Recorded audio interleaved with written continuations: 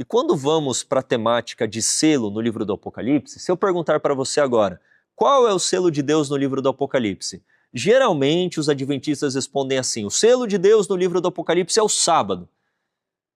Mas, preste bem atenção, não estou falando que não é, mas vamos trabalhar um pouquinho melhor essa resposta aqui. Em Apocalipse capítulo 7, versículo 3, o selo do Deus vivo é colocado na testa dos 144 mil.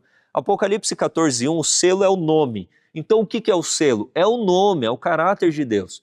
Quando vamos para Efésios capítulo 1, versículo 13, o Espírito Santo é chamado de selo também. Nós fomos selados com o Espírito Santo.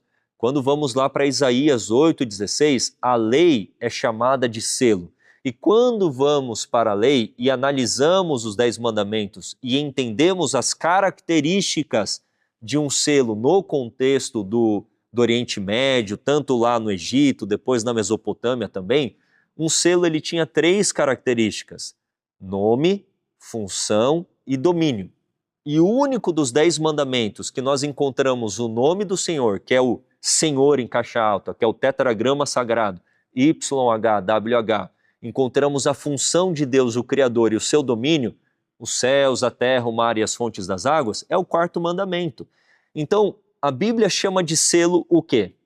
O nome de Deus, que é o caráter dele, o Espírito Santo e a lei de Deus. E no cerne da lei nós temos o sábado, o 4º mandamento.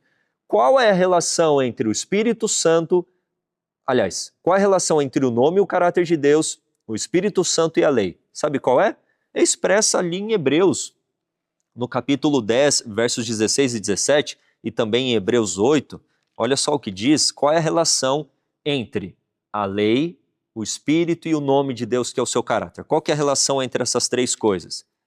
Olha só que significativo isso, que interessante, para você dar uma resposta com mais propriedade a respeito de quando te perguntarem o que é o selo de Deus.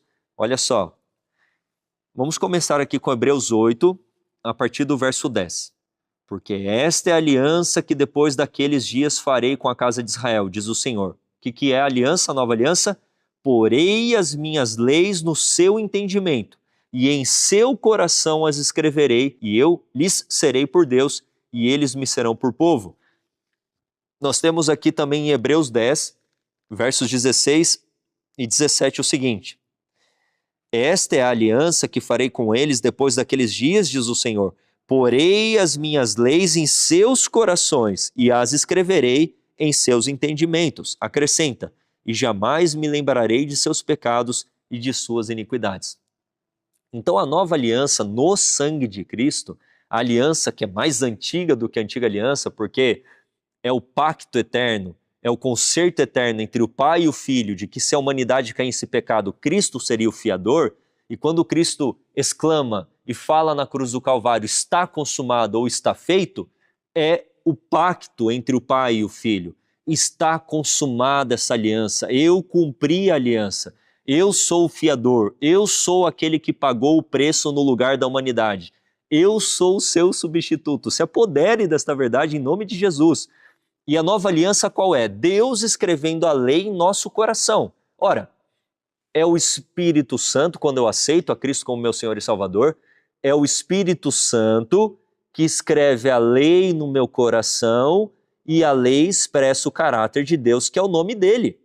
Então o selo de Deus são essas 3 coisas. E num contexto escatológico, quando o sábado se tornar um sinal de prova, o sábado será um sinal, será uma evidência exterior de que no meu coração está escrita a lei de Deus, que eu reflito o caráter de Deus e que eu sou cheio do Espírito Santo.